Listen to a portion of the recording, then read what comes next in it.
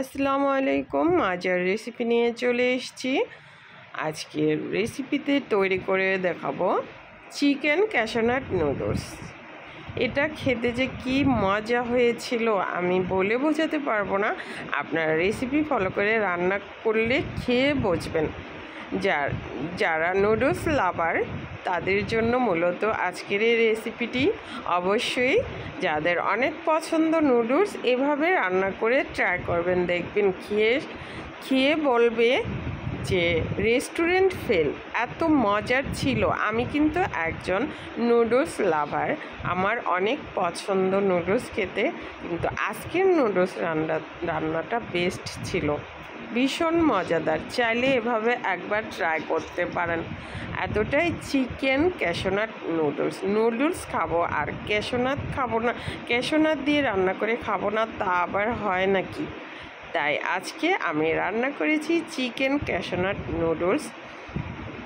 Same recipe follow করে রান্না করবেন, সবাই খেয়ে আপনার প্রশংসা করবে। রেসিপি ভালো লাগলে ফেসবুক থেকে একটা ফলো দিয়ে আর ইউটিউব থেকে সাবস্ক্রাইব করে পাশে থাকা বেল আইকনটি অন করে দিবেন, আর আমার ভিডিওগুলো আপনাদের কাছে সাথে সাথে পৌঁছে যাবে, আমার আপডেটগুলো আপনারা পেয়ে যাবেন।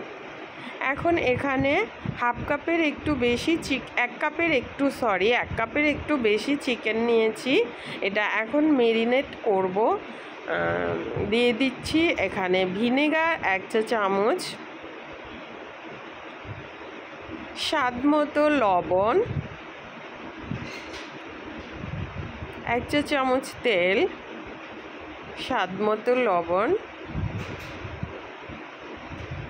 গোলমরিচ গুঁড়া 1 চা চামচ,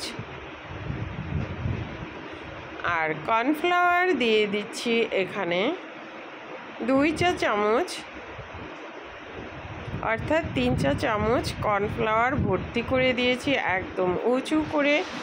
3 চা চামচ কর্নফ্লাওয়ার দিয়ে এখন মাখিয়ে এক সাইডে রেস্টে রেখে দিচ্ছি।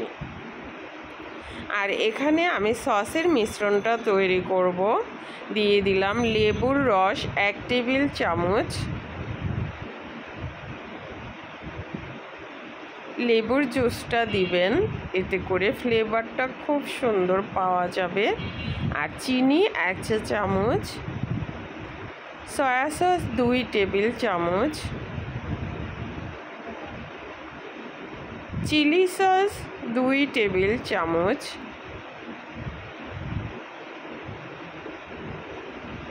টমেটো সস 4-5 টেবিল চামচের মতো দিতে হবে। ওয়েস্টার সস দিয়ে দিলাম 1 টেবিল চামচ, আর এই যে টমেটো সস 4-5 টেবিল চামচের মতো এখানে অ্যাড করে দিলাম।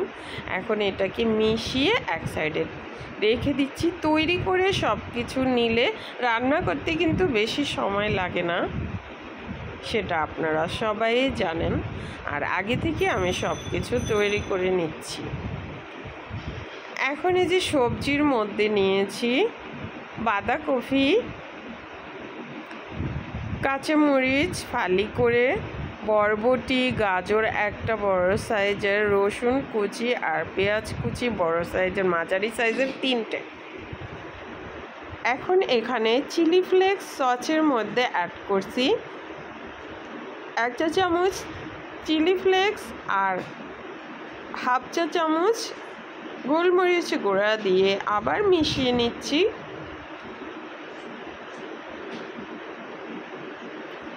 এখন চিকেন ভাজবো, সেজন্য আমি আবার 1 চা চামচ কর্নফ্লাওয়ার দিলাম আর আদা রসুনের পেস্ট 1 চা চামচ দিয়ে আবার মিশিয়ে নিচ্ছি। তখন আমি আদা রসুনের পেস্টটা দিতে ভুলে গেছিলাম। এখন ক্যাশনাট ভেজে নিব। এখানে 15টার মতো ক্যাশনাট রয়েছে, 15-20টার মতো ক্যাশনাট রয়েছে। এগুলো একটু লাল লাল করে ভেজে নিচ্ছি। ক্যাশনাট কিন্তু এমনিও ভেজে খেলে মজা লাগে। লাল লাল করে ভাজা হয়ে গেছে, এ পর্যায়ে উঠিয়ে নিচ্ছি।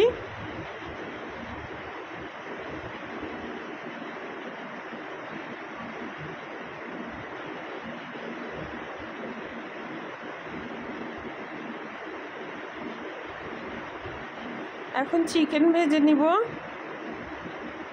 চিকেনগুলো লাল লাল করে ভেজে নিতে হবে।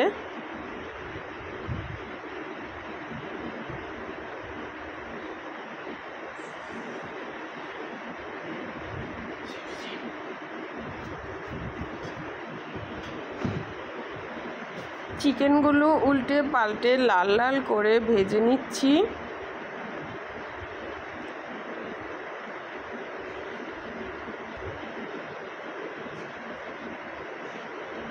চিকেন লাল লাল করে ভাজা হয়ে গেছে, এখন উঠিয়ে নিচ্ছি। এখন এখানে একটা কড়াইতে পানি গরম করে নিয়েছি, এখানে পর্যাপ্ত পানি নিয়েছি, স্বাদ মতো লবণ দিয়ে দিচ্ছি আর তেল দিয়ে দিচ্ছি। এতে করে নুডলস ঝরঝরে থাকবে, একটার সাথে আরেকটা লেগে যাবে না। এখানে ম্যাগি নুডলস 6 প্যাকেট নিয়েছি, সবগুলো দিয়ে দিলাম। 2 মিনিট এটাকে বয়েল করে নেব, এর থেকে বেশি নয়, তাহলে কিন্তু ওভার কুক হয়ে যাবে।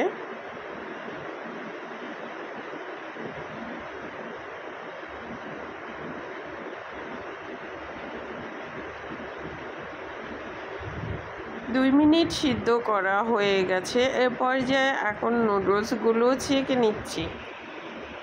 নুডলস ছেঁকে আমি ধুয়ে নেব না, এখন আমি ফ্যানের মধ্যে তেল মাখিয়ে ঝরঝরে করে নিচ্ছি, ঠান্ডা করে নিচ্ছি।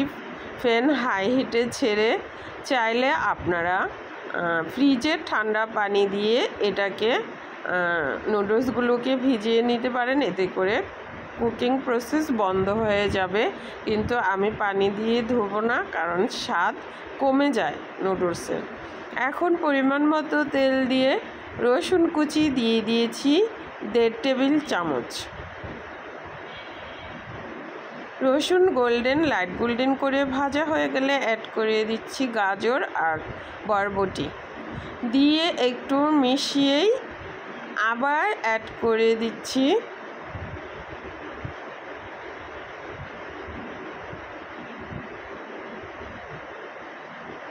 এখন কিন্তু চুলার আঁচ হাই হিটে রাখতে হবে, নয়তো সবজি থেকে পানি ছেড়ে দিলে কিন্তু ওভারকুক হয়ে যাবে। সবজির যেন ক্রাঞ্চিনেস বজায় থাকে সেভাবে রান্না করতে হবে। আমি এখন চুলার আঁচ কিন্তু হাই হিটে রেখে দিয়েছি, যাতে করে সবজি থেকে পানি না উঠে যায়। এখন আমি 2 মোট বাঁধাকপি দিয়ে দিলাম 2 মোট, আর পেঁয়াজ কুচি দিয়ে দিলাম 3টা, বড় সাইজের পেঁয়াজ কুচি করে নিয়েছিলাম সেগুলো দিয়ে দিলাম। কাঁচামরিচ ফালি করে 10-12টার মতো দিয়ে দিলাম।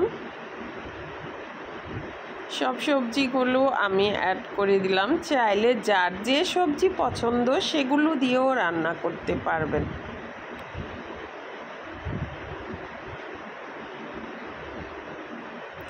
এখন ওই যে চিকেনগুলো দিয়ে দিলাম, ভেজে রাখা চিকেনগুলো। এখন সবজির সাথে মিশিয়ে নিব চিকেনগুলো।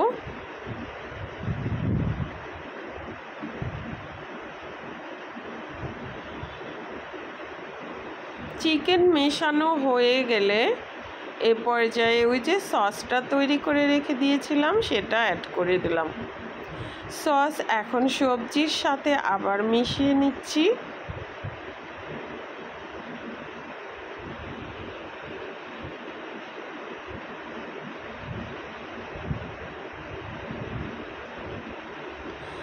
এই পাশে আমি 3-4টা ডিম ভেজে নিচ্ছি। ডিমগুলো কিন্তু পুড়ে ফেলা যাবে না, বেশি ভাজা যাবে না। যখন এই যে সে পর্যায়ে আপনি ডিমগুলোকে একদম ভেঙে ফেলবেন, ঝুরি ঝুরি করে ফেলবেন। এই যে স্প্যাচুলার সাহায্যে আমি ডিমগুলো ঝুরি ঝুরি করে নিচ্ছি।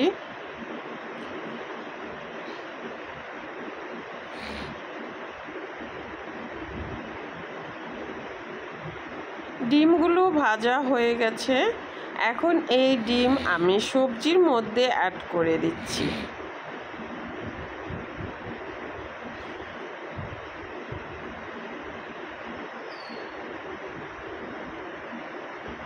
এই ডিমের কাজটাও আগে থেকেই করে রাখবেন। আমি আগে থেকে করে রাখিনি, নয়তো কিন্তু সবজি আবার বেশি হয়ে যাবে। এখন নুডলসগুলো দিয়ে দিলাম ডিম মিশিয়ে। সবজির সাথে এখন কেশনাথগুলোও ভেজে রাখা কাজু বাদামগুলোও দিয়ে দিলাম। দিয়ে এখন ওই যে নুডলসের মশলাগুলো 4 প্যাকেট দিয়ে দিলাম আমি এখানে। আমি কিন্তু কোনো লবণ এখানে অ্যাড করি নাই। অফ ক্যামেরায় আমি ক্যাপসিকাম ইউজ করেছি, এটা আমার ফ্রোজেন ছিল, দেখতেই পাচ্ছেন। এখন সব কিছু মিশিয়ে রান্না কমপ্লিট। চাইলে পরিবারের সবাইকে এভাবে নুডলস রান্না করে খাওয়াতে পারেন, সবাই খেয়ে আপনার প্রশংসা করবে। এত মজার ছিল নুডলসটা, আমি খেয়েছি তাই বলছি, ভীষণ মজার ছিল। আপনারা অবশ্যই এভাবে রান্না করবেন, একবার সবাইকে খাওয়াবেন, সবাই আপনার প্রশংসা করবে। দেখেও বুঝতে পারছেন কালার এটা কতটা মজার ছিল। সবাই ভালো থাকবেন। এতক্ষণ ভিডিওটি দেখার জন্য, সাথে থাকার জন্য সবাইকে ধন্যবাদ জানাচ্ছি। আল্লাহ হাফেজ।